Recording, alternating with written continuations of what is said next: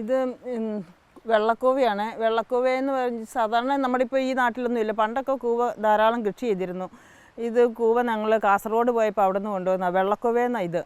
ഇതിൻ്റെ വിത്ത് എടുത്ത് സാധാരണ നമ്മൾ ഇങ്ങനെ ചെറിയ ചെറിയ കുഴികളുണ്ടാക്കി അതിനകത്ത് നട്ട് ജനുവരി മാസത്തോടുകൂടി ഇത് പറിച്ച് കഴിഞ്ഞിട്ട് ഇത് ഉരച്ചാൽ ഇതിൻ്റെ പൊടി നൂറെടുക്കും. വെള്ളത്തിൽ കലക്കി വെച്ചിട്ട് ഇതിൻ്റെ നൂറെടുത്തിട്ട് ഇത് നല്ലൊരു മരുന്നാണ്, ഒരു ഔഷധ മരുന്നാണ് ഇത്. ഷുഗറുള്ളവർക്കും യൂറിൻ കംപ്ലൈൻ്റ് ഉള്ളവർക്കും എല്ലാം ഈ പൊടി നല്ല വിലയുള്ളൊരു പൊടിയാണ്. ഇങ്ങനെ ആ പൊടിയാക്കിയിട്ട് ഞങ്ങളത് സൂക്ഷിച്ച് വെച്ച് ഞങ്ങളുടെ ആവശ്യത്തിന് ഉപയോഗിക്കുന്നുണ്ട്. അത് നല്ലൊരു ചെടിയാണ്.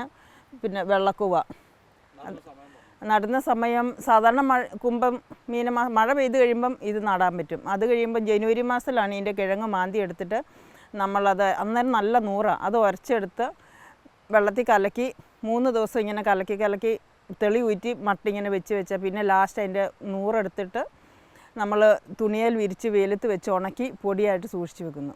അങ്ങനെ എന്നിട്ട് അത് നമുക്ക് ആവശ്യമുള്ളപ്പോൾ ഓരോ സ്പൂൺ എടുത്ത് പാലിനകത്ത് കലക്കി കഴിച്ചു കഴിഞ്ഞാൽ യൂറിൻ കംപ്ലൈൻറ്റ് മൂത്രത്തിപ്പഴുപ്പൊക്കെ ഉള്ളത് പോകും. പിന്നെ ഷുഗറിനും വളരെ നല്ലൊരു മരുന്നാണ് ഇത്.